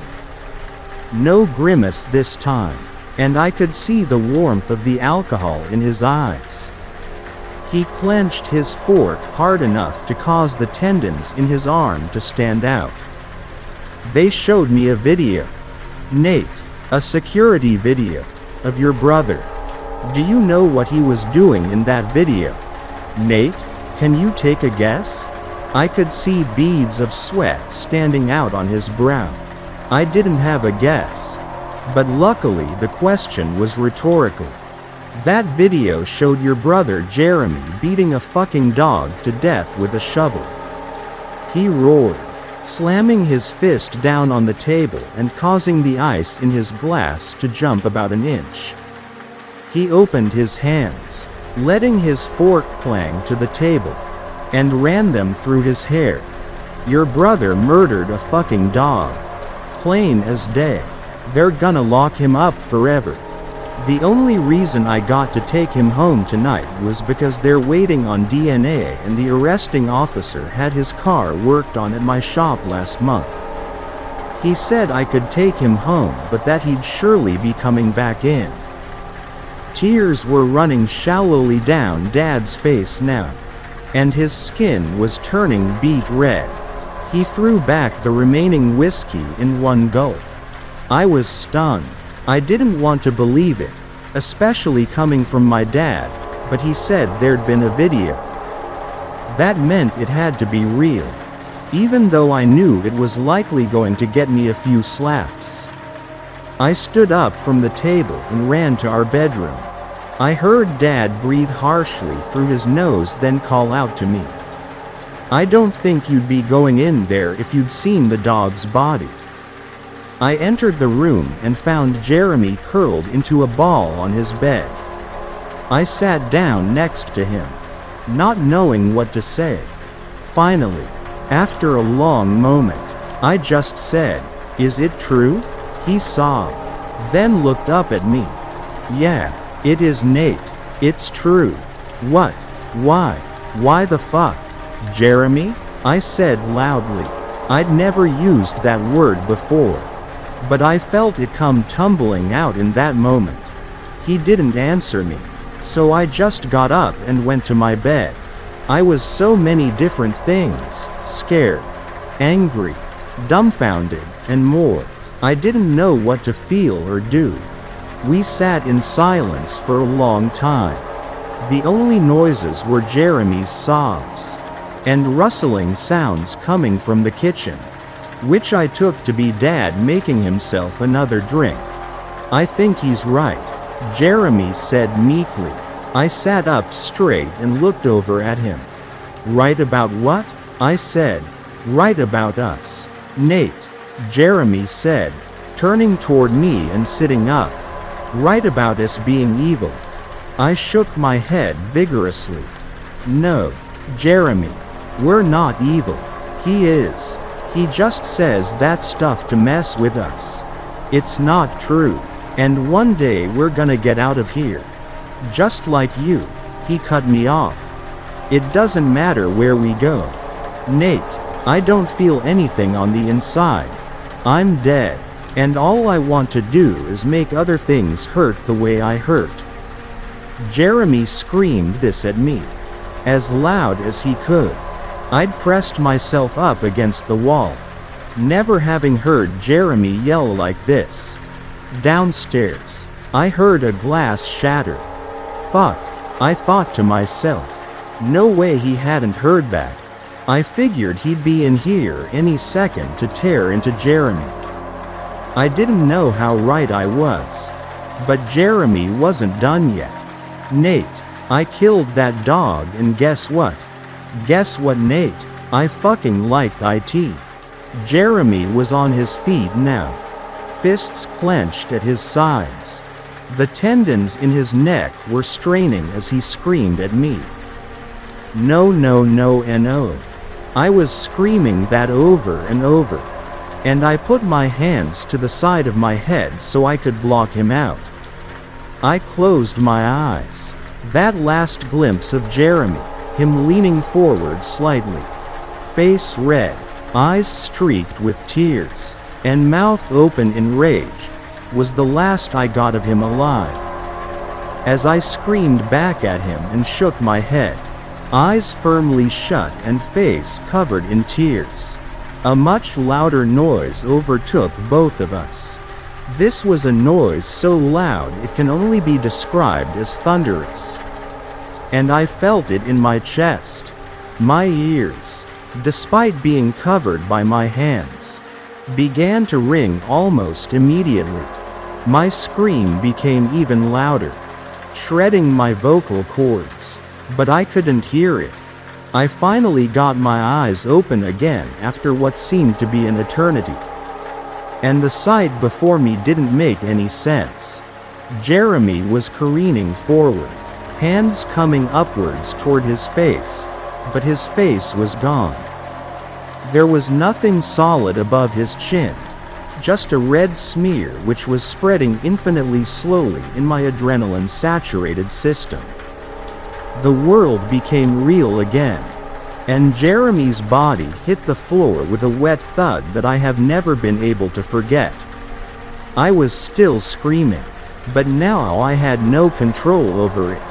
The room was filled with smoke and I could hear nothing. Beyond Jeremy, I saw my father. He stood in the doorway, a shotgun raised in his arms, now pointing at me. The gun was an old one he'd gotten from his own father, and it was the kind of double-barreled shotgun you see in old Western movies. He'd given Jeremy the first barrel, and was now standing there, stunned at what he'd done. I looked from him back to Jeremy's crumpled form, and I began to hyperventilate. The contents of my brother's skull were now splashed across every surface of the room in front of him, myself included. Reality snapped back into place for me a second time in as many seconds when I heard a loud metallic click, followed immediately by, "Shit." I looked back up and realized that he'd just pulled the trigger again. At me this time. Something inside of me calculated the scenario faster than I ever could have done on my own. And I was on my feet. He threw the gun aside and charged at me, but tripped on Jeremy's feet and went down. I took the opportunity to jump onto him, causing him to gasp sharply when my foot came down in the middle of his back. And then I was leaping over him. I ran down the stairs and out of the house, and was able to get to a neighbor's house down the road before my dad caught me. It turned out that he hadn't even bothered to give chase, and in the distance as I got to my neighbor's front porch, I heard a second gunshot. Blank. Underscore. Blank. Dad had tried to kill himself, but failed. He blew the left side of his face off, but somehow only lost a small amount of brain matter and a good chunk of his skull. Chalk it up to fast response times and modern medicine. But they saved him. After his recovery, which took more than a year in total, he was tried and convicted.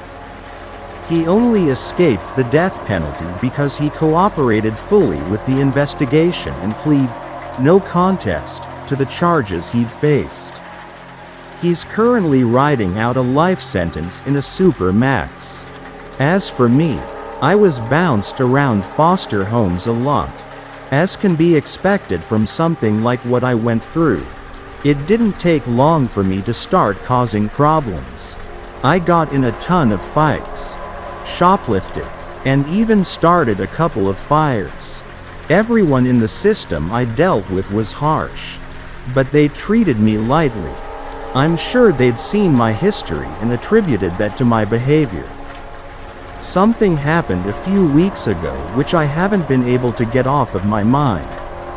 I work at a drugstore, covering the night shift because it's guaranteed hours. I was walking back to my apartment one night at about 2 a.m. when I heard a whimpering sound coming from an alley. I stopped and waited a few seconds to make sure I'd heard it right. It came again, so I followed the sound down the alley. I could tell already that it was a dog. I found him before long, lying down behind a trash can. He was hurt bad, probably hit by a car, and had made it to this spot out of sheer panic before setting down to die. Blood caked the ground around him, and I could see a trail of bloody footprints leading down the other direction of the alley, where he must have come from. He was whimpering and breathing very shallowly. It was obvious that he was minutes from death. I knew what you're supposed to do in these situations. You have to be a man about it, and put the animal out of its misery. When a creature is suffering as badly as this dog obviously was. You did that because it was the right thing to do.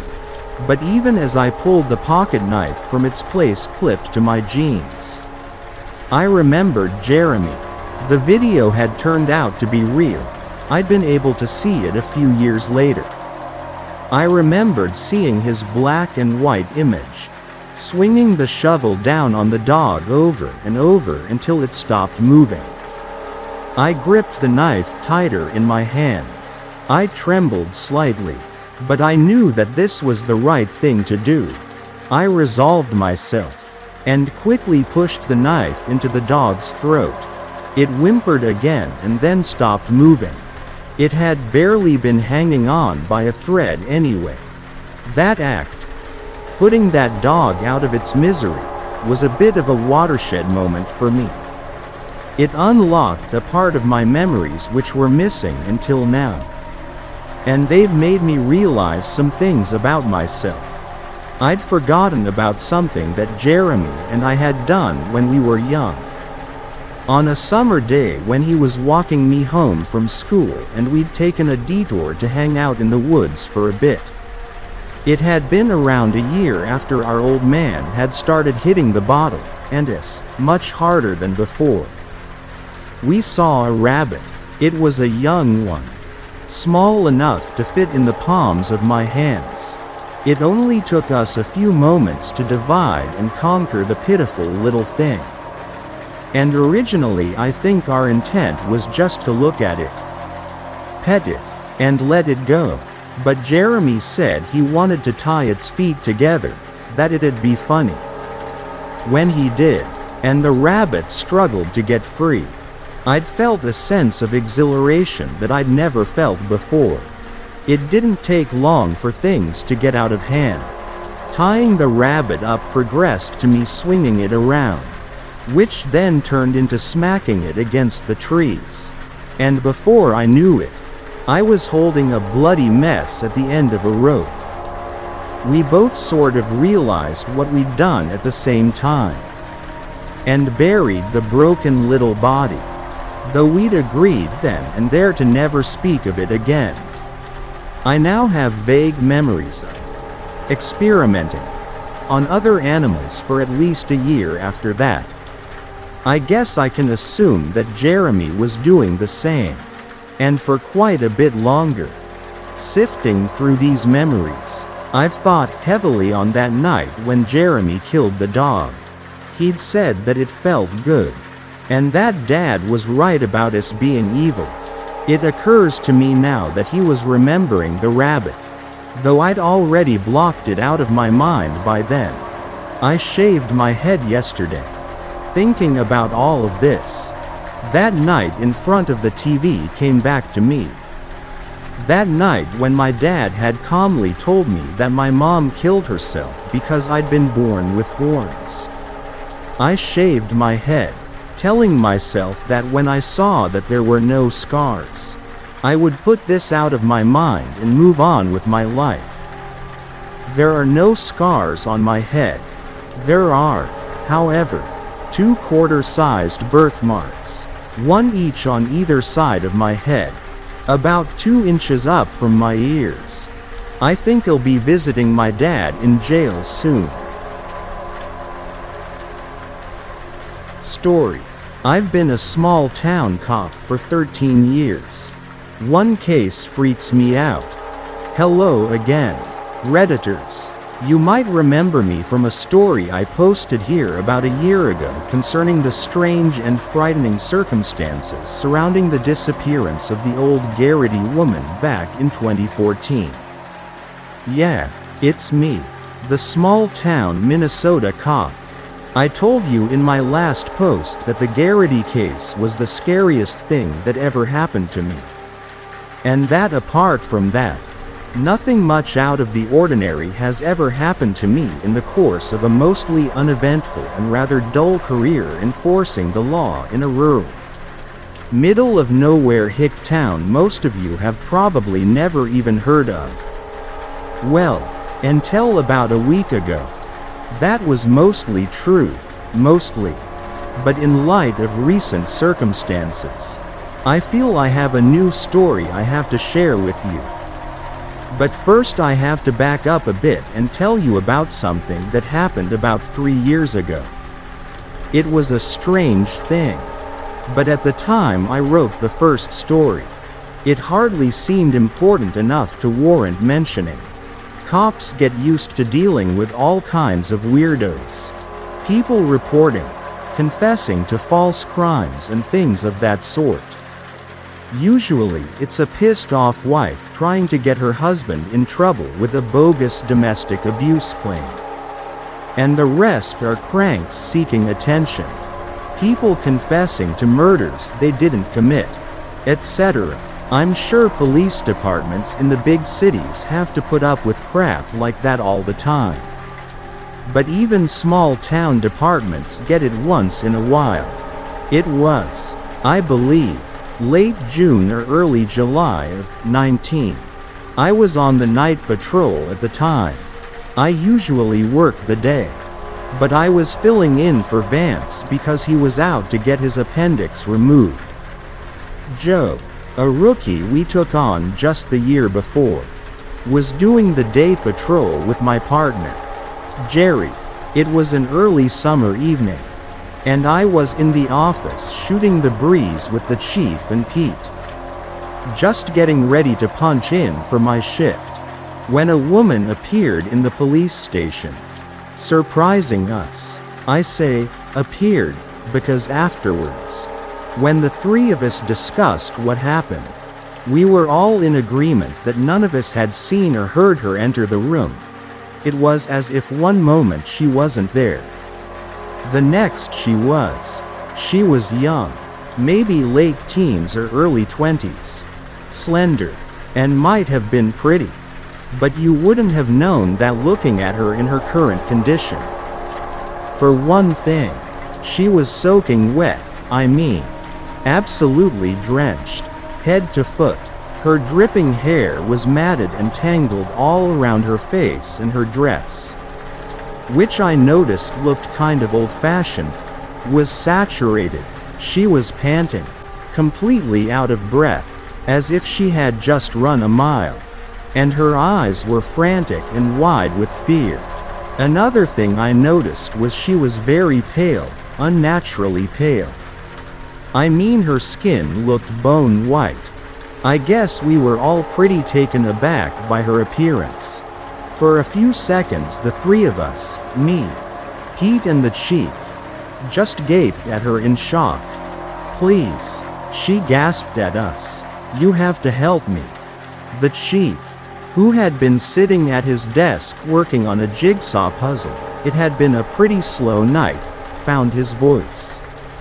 "What seems to be the problem, ma'am?" he asked, a little awkwardly. "Someone kidnapped me. I managed to get away. I think they were going to kill me." We all exchanged a sober look. Things like this didn't happen very often in our town. "Why don't you have a seat and tell us all about it, ma'am?" the chief asked her politely and gestured to an empty chair next to his desk. She sat down, trembling slightly, as if she was cold. The chief told Pete to go get a blanket for her. There was a supply of them in the basement of the municipal building, where the police department was located, which also served as an emergency shelter in bad weather. Pete went to fetch one. The chief asked the young woman if she would care for some coffee, gesturing to the pot sitting on a table across the room. "No, thank you," she said distantly, looking past him into space. Distracted, or maybe in shock. "What's your name, miss?" the chief asked her. "Shirley," the young woman stammered. "Shirley Ann McDougal." The chief took a police report form out of his desk drawer and jotted that down. Pete came back into the office carrying a blanket which he offered to Shirley Ann McDougal. She thanked him and wrapped it gratefully around her shoulders, but continued to shiver through the interview, as if it was impossible for her to warm her body back up. "How old are you, Miss McDougal?" the chief asked her. 19. He wrote that down. "Where do you live?" "Right here in town." "And how long have you lived here?" "My whole life." At this, the chief frowned a little. He threw a questioning look at Pete, who shrugged. Then me. I shook my head. I could see what was bothering the chief. When you've been a cop in a small town for long enough, you get to know most of the people who live in your jurisdiction. I had been a cop for 10 years at that point. Pete, who was older than me, had been one for close to 20. And the chief, who was older than both of us, had been one for nearly 40.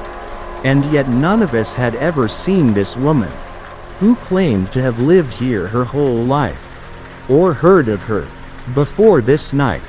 "What's your address, Miss McDougal?" the chief asked her.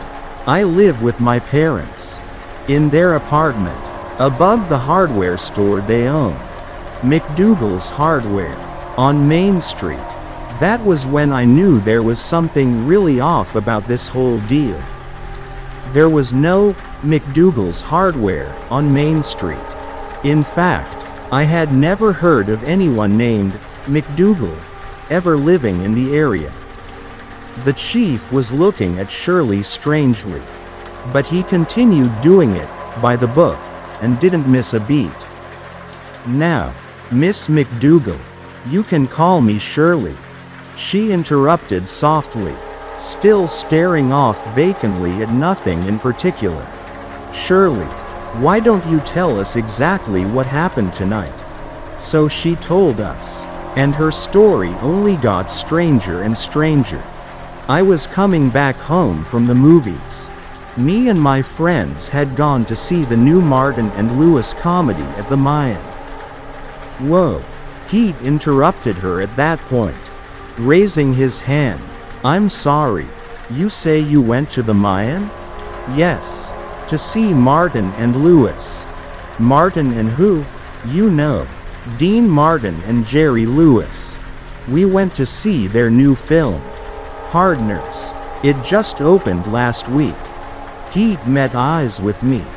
The look on his face was a combination of confusion and bewilderment.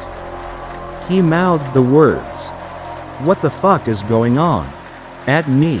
Shirley went on, "Anyway, I was walking back home to my parents and I stopped at Beckman's drugstore to get a chocolate malt first."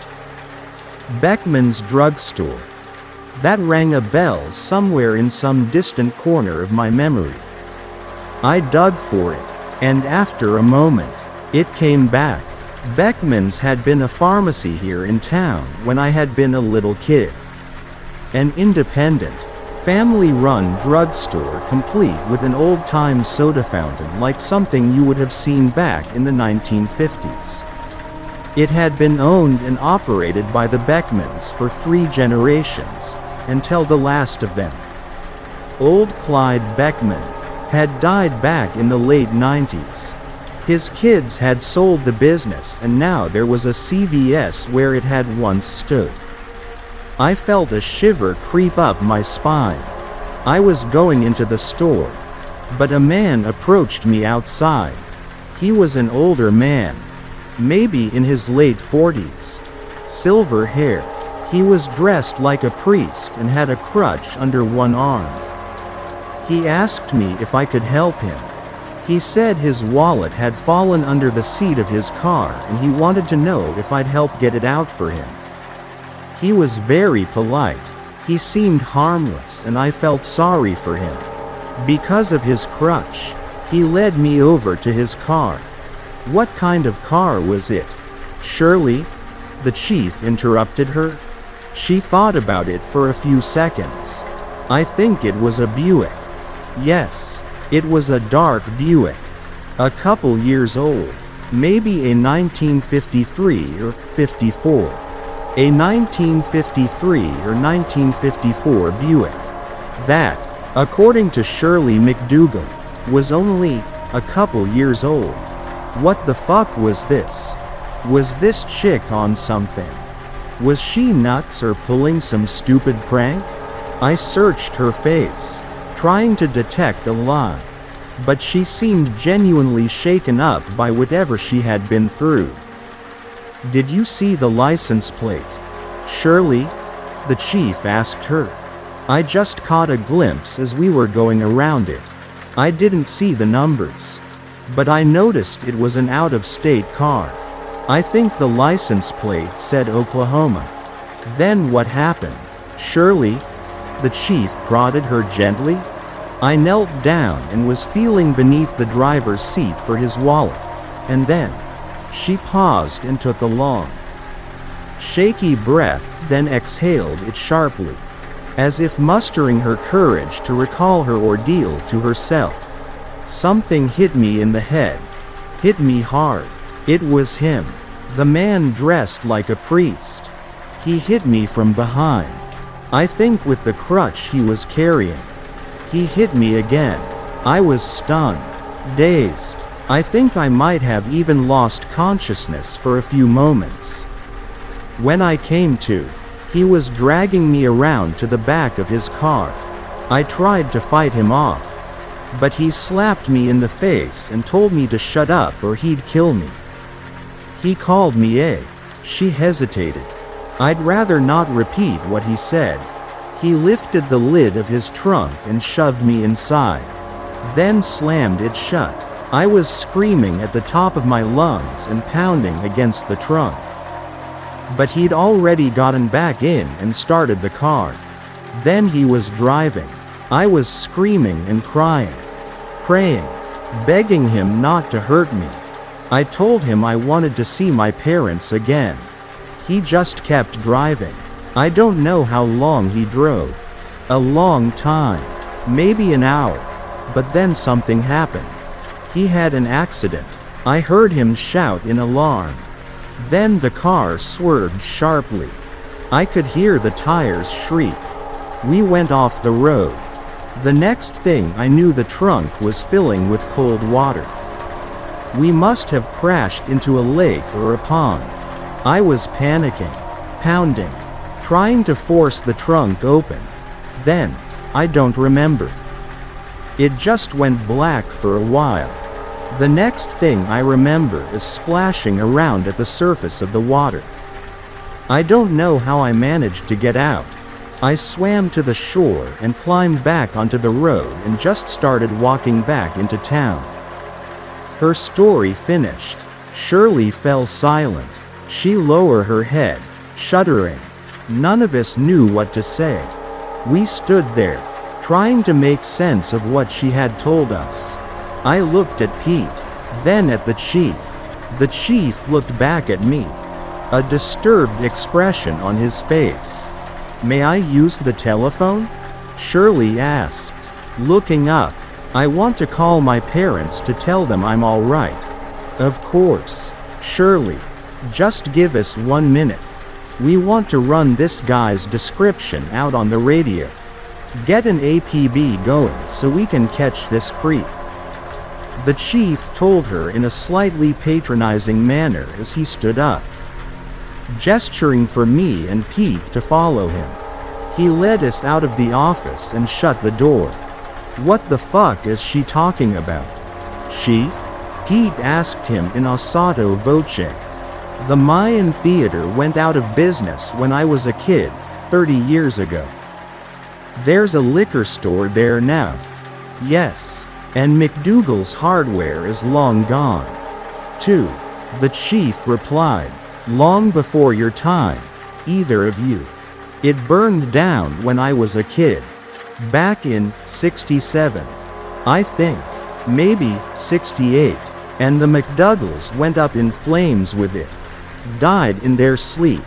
Pete and me took a moment to absorb that. "So what the fuck's her deal? Is she crazy or strung out or what?" The chief shrugged. "Who knows? Maybe something really did happen to her tonight and the trauma caused a psychotic episode. Dissociative identity disorder or whatever they call it." He opened the office door and motioned us back in. Shirley McDougal, or whatever her name really was still sitting beside the chief's desk. She looked up as we re-entered. "Can I call my parents now?" she asked urgently as the chief sat back down. "They must be worried sick about me." "Shirley," the chief said, staring at her thoughtfully. "Who's the current U.S. president?" She blinked at him. "What? Dwight Eisenhower. What's that have to do with anything?" The chief looked at her for what seemed like a long time. "Shirley," he asked her softly, "do you know what year it is?" She gave him a puzzled look. "Excuse me? Do you know what year it is?" 1956. "Why do you ask?" "No, Shirley," he said gently, looking at her with compassion. "It's not 1956. It's 2019. 1956 was 63 years ago." She looked at him, confused. 2019? What are you talking about? Are you crazy? Look at the calendar. Behind me, Shirley, he told her, pointing at the bulletin board on the wall above him. Looking at him suspiciously, Shirley stood and approached the calendar. She stood directly in front of it, staring for some time. Then she backed away, her eyes widening in disbelief. "No. This is some sort of trick. It has to be." She stammered, terrified and confused. "Shirley," the chief said, pointing at the computer on his desk. Have you ever seen one of these before? But Shirley ignored him. Her attention had shifted to a large map of the United States on the opposite wall. She stepped up to it, studying it intently. Hawaii and Alaska, she muttered quietly. To herself, she moved to the window and looked outside at the parking lot.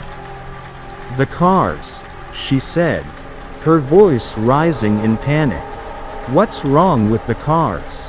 Why do they look so different? We stood by the chief's desk, just watching her, dumbfounded and not knowing how to react. Shirley turned to face us. Beginning to shudder, she fell to her knees, clutching her midsection, her breath heaving in and out like she was hyperventilating. I think I'm going to be sick, she uttered in a low, choked voice. Please, show me where the ladies' room is. I'm going to be sick. Pete looked to the chief, who nodded, grim-faced. Pete helped Shirley to her feet and escorted her out of the office. He looked back at us and the chief mouthed at him, "Keep an eye on her." Pete nodded. Then they stepped through the door and out of sight. A long, awkward moment of silence passed with the chief sitting at his desk, distractedly toying with a piece of his jigsaw puzzle, and me standing there, both of us trying to wrap our heads around what had just happened. The entire encounter, from the moment the soaking wet young woman had entered the police station to when Pete had taken her to use the restroom, had lasted no more than 20 minutes. I finally broke the silence, forcing out a nervous laugh to try to lighten the mood. "Weird night, huh?" I said to the chief. He just grunted in response, seeming preoccupied with something. "So who should we call? The state cops or the hospital?" I asked. He didn't answer me. He was still lost in thought, staring intently straight ahead. "What's on your mind, Chief?" Something that just dawned on me a couple minutes ago, just when Pete and her were leaving. He looked at me, troubled. 1956 was 2 years before I was born, but McDougal's hardware store was still in town until I was 9. My parents used to do business with the McDougals. I remember something from when I was a kid, overhearing my parents talking.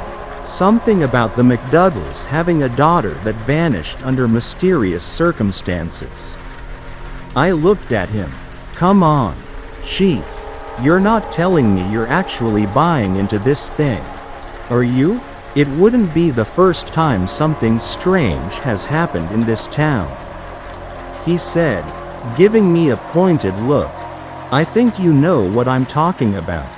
I didn't answer him, but I did know what he was talking about. In my mind I saw images I cared not to remember. A blood-spattered motel room, sheets torn from the bed, bloody claw marks on a carpet trailing off and stopping abruptly at an empty closet. I shuddered at the memory. Suddenly there was a commotion from down the hall. Pete was yelling for both of us to come quick. "Shit, what now?" I muttered, as we hurried out of the office. Pete was standing down the hall, just outside the women's restroom. He looked rattled. "She's gone," he said as we got closer. "What the hell you mean, she's gone?" the chief demanded. "See for yourself," Pete answered, and pushed open the restroom door. We looked in. All 3 stalls were standing with their doors open, vacant. The chief turned to Pete. "Well, where the hell did she go? I thought you were watching her." "Hey, Chief, I was standing right here outside the whole time. I swear it," Pete insisted, looking anxious and scared. He muttered something to himself, something I couldn't quite make out. I asked him to repeat it. He looked at me, I had never seen Pete look so frightened before in my life. I said, "She was cold." When I was helping her up to go to the restroom, my hand touched her arm. It was so cold. It was like touching the skin of a corpse. The chief shot me a grim look, which I reciprocated, feeling a stirring of fear in the pit of my stomach. This was too much like what had happened back in 14. The chief and I entered the women's room and looked around. There wasn't much to see and no obvious place to hide. 3 empty stalls and a sink. There was a small window directly above the sink. I approached it, certain I was going to find it locked, but the latch was unfastened. I felt a weird sense of relief at that this avenue of denial, this fallback position of logical explanation, hadn't been blocked, because otherwise. "Chief," I said, "windows unlocked. Outside. Quick," he ordered me. Me and Pete hastily followed him down the hallway to the main entrance of the municipal building. The police department was on the ground level. And that's important. We went outside and looked around. All we saw was the front lawn of the municipal building and Main Street beyond it, mostly deserted on this early summer evening. The window in the women's restroom faced the left side of the building. We went in that direction, but when we turned the corner, there was nothing there. No sign of the mysterious young woman who called herself Shirley McDougal. I looked up. The window was about 10 feet above the ground, and while small, it was not impossible for someone with a smaller build, like Shirley, to have squeezed through it. What I'm getting at is, it was conceivable for her to have escaped out the window, dropped to the ground below, and then disappeared into the night. The grass had been recently mowed and it hadn't been raining, so the ground hadn't left any footprints we could see to determine which direction she had gone. We looked at that window for some time. Finally, the chief lowered his head and emitted a slightly shaky chuckle. "She must have closed it behind her before she jumped. Guess she was nuts." "Huh, Chief?" Pete said. "Guess so. Or lying. Or on drugs. Or who the hell knows." But that troubled, disturbed look was still in the chief's eyes, and I think he was trying to rationalize what had just happened as much as I was. "Let's go back inside," he told me and Pete, and that's just what we did. It was easier for us to believe that we had just been dealing with some deeply disturbed young woman, or a flake looking for attention, because otherwise we would have to accept that, what, we had been questioning a ghost that summer night? The chief did report the incident to the state police and they put out an alert for her. But nothing ever came of it, and we never saw or heard from Shirley Ann McDougal ever again. I did some research in my free time, just out of curiosity, or so I told myself, searching online and looking through old newspapers and town records.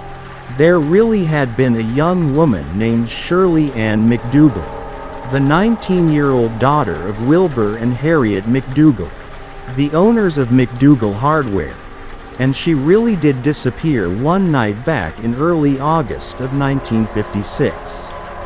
Never to be seen or heard from again, but for all I knew, the crazy woman we had dealt with had known about the case and incorporated the details into her delusion. There were no pictures, if you were wondering. I looked but couldn't find anything in the newspapers. I even tried locating any of Shirley's surviving relatives. To no avail.